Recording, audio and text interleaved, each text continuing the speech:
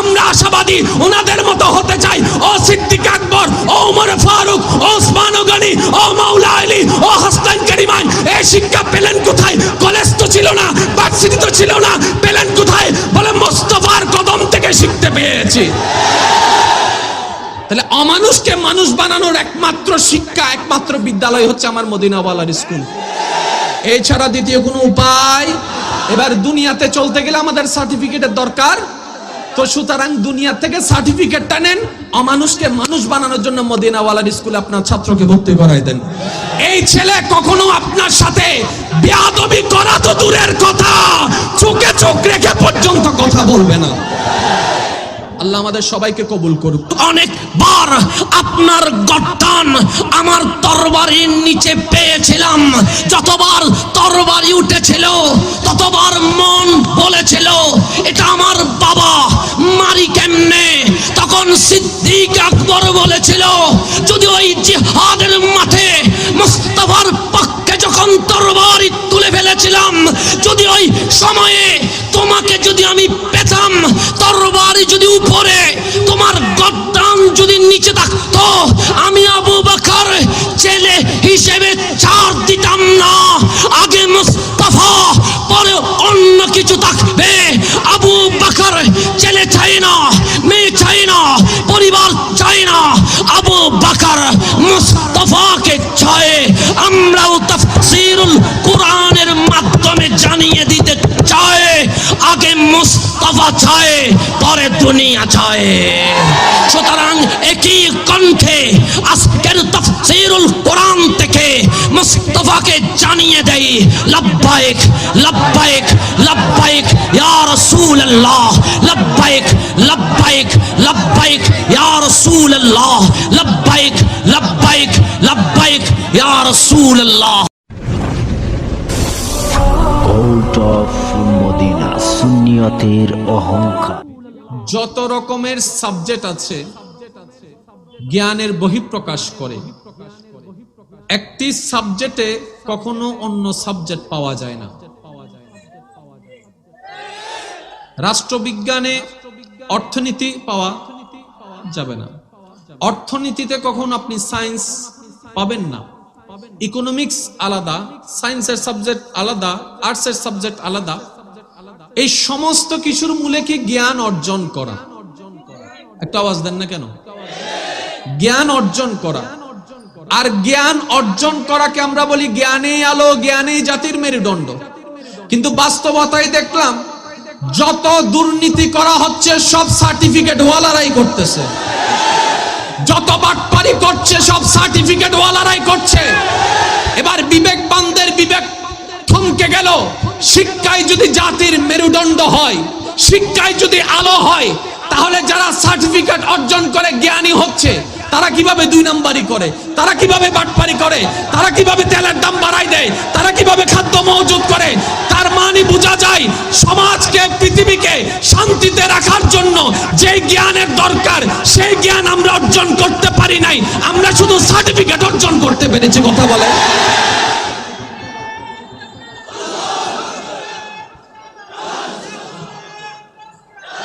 ছোটবেলার থেকে আমাদেরকে পড়ানো হয়েছে গরুর 4টি পা আছে, 2টি চোখ আছে, 1টি লেজ আছে, হাট্টিমা টিম টিম, তারা মাঠে পারে ডিম। আই ছেলেরা, আই মেয়েরা, আমাদের জীবনে 24টা ঘন্টায় মরণ পর্যন্ত আই ছেলেরা, আই মেয়েরা কোন জায়গায় কাজে লাগবে? a+b হোল স্কয়ারের সূত্র কয়জনের কাজে লাগবে? সবাই তো আর ম্যাথের টিচার হয় না। অথচ এই a+b হোল স্কয়ারের সূত্র শিখতে গিয়ে অনেকের সপ্তাহ পর সপ্তাহ চলে গিয়েছে। sin থিটা cos থিটা মুখস্থ করতে গিয়ে অনেকের রাতের ঘুম হারাম হয়েছে। গণিত পরীক্ষার আগে ছেলেরা রাতে ঘুমাইতে পর্যন্ত পারে না, এমন সময় গিয়েছে। কি শিখলাম? কি শিখলাম? এবার আপনারা বলেন, শিক্ষা কি গরুর জন্য নাকি মানুষের জন্য? আরেকটু জোরে বলেন। এই শিক্ষা দিয়ে মানুষ কি করবে? অশান্তি করবে না শান্তি করবে? তাহলে শিক্ষার মূল লক্ষ্য হচ্ছে অমানুষকে মানুষ বানানো, অভদ্রকে ভদ্র বানানো, অশান্তিকে শান্তি বানানো। আরেকটু জোরে বলেন না। তাহলে এই শিক্ষা কোথায় পাওয়া যাবে? আসুন না একবার মদিনাওয়ালার স্কুলের দিকে দেখেন না, মদিনাওয়ালা মুস্তাফার স্কুলের দিকে দেখেন না, যাদের ছাত্ররা ওই মদিনাওয়ালার স্কুলের ছাত্ররা এক একজন এমন শিক্ষায় শিক্ষিত হয়েছে আজকে পর্যন্ত 2022 সালে সিদ্দিক আকবরের ঘটনা আসলে আশেকের মুখ থেকে সুবহানাল্লাহ বের হয়ে যায়, ফারুক আজমের জীবনের কথা আসলে সুবহানাল্লাহ বের হয়ে যায়। আমরা আশাবাদী ওনাদের মতো হতে চাই। ও সিদ্দিক আকবর, ও ওমর ফারুক, ও ওসমান গনি, ও মাওলা আলী, ও হাসান কারিমান, এই শিক্ষা পেলেন কোথায়? কলেজ তো ছিল না, ভার্সিটি তো ছিল না, পেলেন কোথায়? বলে মুস্তাফার কদম থেকে শিখতে পেয়েছি। তাহলে অমানুষকে মানুষ বানানোর একমাত্র শিক্ষা, একমাত্র বিদ্যালয় হচ্ছে আমার মদিনাওয়ালার স্কুল। এছাড়া দ্বিতীয় কোনো উপায়।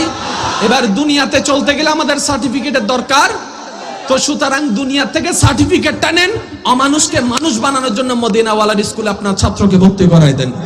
এই ছেলে কখনো আপনার সাথে বেয়াদবি করা তো দূরের কথা, চোখে চোখ রেখে পর্যন্ত কথা বলবে না। আল্লাহ আমাদের সবাইকে কবুল করুক। আমি আমার ভাইয়ের আর সময় নষ্ট করব না, একটা অনুরোধ এসেছে, এটা নিয়ে ইনশাআল্লাহ আমি বিদায় নিব। সবার একটু ফ্ল্যাশ লাইটটা চালাইতে হবে, একটু কষ্ট করে বাস 1 মিনিট। নূর वाला नूर लेकर आया है सारे आलम में, ये देखो कैसा नूर छाया है। अस्सलातु अस्सलातु वस्सलामु अलैका या सरकार की आमद, दिलदार की आमद, हुजूर की आमद, पुरनूर की आमद, यासीन की आमद, मरहबा मरहबा या मुस्ताफा मरहबा या। শেষবারের মতো যার যত শক্তি আছে ঈমানি আওয়াজে আসসালাতু ওয়াসসালামু আলাইকা ইয়া আসসালাতু ওয়াসসালামু আলাইকা ইয়া। এবার এটা নামান, যার যত শক্তি আছে ঈমানি আওয়াজে রবের নামের প্রশংসায় একবার বলেন সুবহানাল্লাহ। হয় নাই আরেকটু ঈমানি আওয়াজে বলেন সুবহানাল্লাহ। এবার বলেন আলহামদুলিল্লাহ, এবার বলেন লা ইলাহা ইল্লাল্লাহ।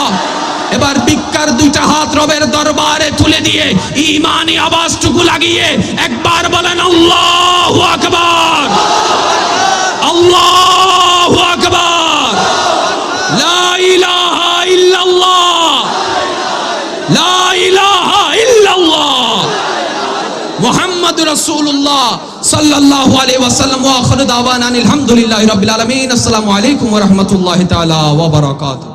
আমার কথা 1 মিনিটেই শেষ। আমরা তাফসীরুল কোরআন কেন করেছি? আমরা দেখলাম পশ্চিমাদের একটা ষড়যন্ত্র, ঈমানের কভার রাখবে কিন্তু ঈমান রাখতে দিবে না। মুসলমান নাম রাখবে, ঈমান রাখতে দিবে না। তো এই ঈমানের নাম কি? ইমাম বুখারী বলে হুব্বুল ওয়াতানে হুব্বুর রাসূলে সাল্লাল্লাহু আলাইহি ওয়াসাল্লাম মিনাল ঈমান।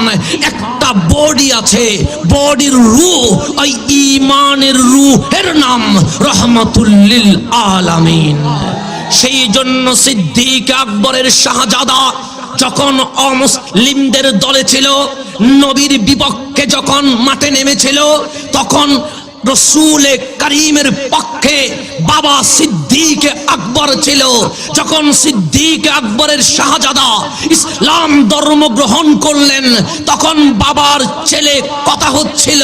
ছেলে বললেন, বাবা আমি যখন মুস্তাফার বিপক্ষে আবু জাহেল, আবু লাহাব, উতবা, সাইবাদের দলে যখন তরবারি নিয়ে মাঠে নেমেছিলাম, অনেকবার আপনার গর্দান আমার তরবারির নিচে পেয়েছিলাম। যতবার তরবারি উঠেছিল ততবার মন বলেছিল এটা আমার বাবা, মারি কেমনে? তখন সিদ্দিক আকবর বলেছিল, যদি ওই জিহাদের মাঠে মুস্তাফার পক্ষে যখন তরবারি তুলে করে ফেলেছিলাম।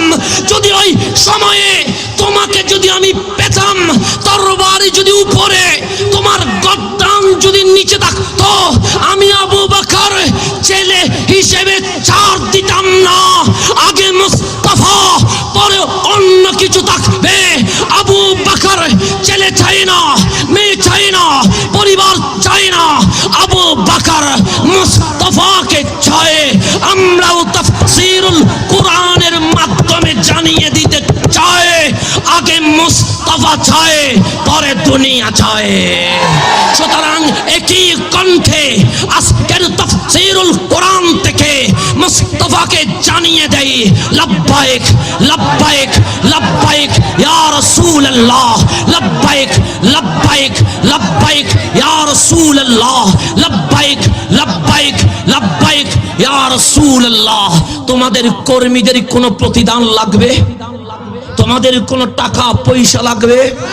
আমি যদি আমার মাকে সাহরাতের বিছানায় ছেড়ে দিয়ে মুস্তাফার প্রেমে পটিয়ার জমিনে যদি আসতে পারি, যদি বাংলার জমিন আর একটা কারবালা হয়, তোমাদেরকে যদি ডাক দিই, ওই মাঠে কি তোমাদেরকে পাওয়া যাবে?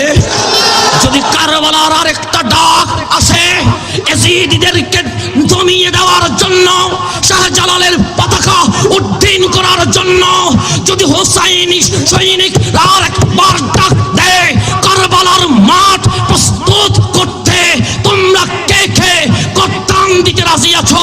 একবার দেখিয়ে দাও।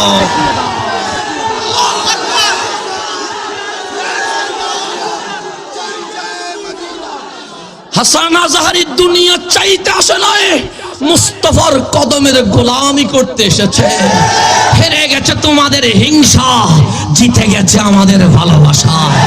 তাই হিংসুকদের, সমালোচকদের বলে দিতে চায়, ভেঙে দিয়েছ কোন শিরখানা, তাই বলি কি প্রেম দিব না? তোমাদের সমালোচনা আমাদের মাহফিলকে সফল করে দিয়েছে। আসসালামু আলাইকুম ওয়া রাহমাতুল্লাহ।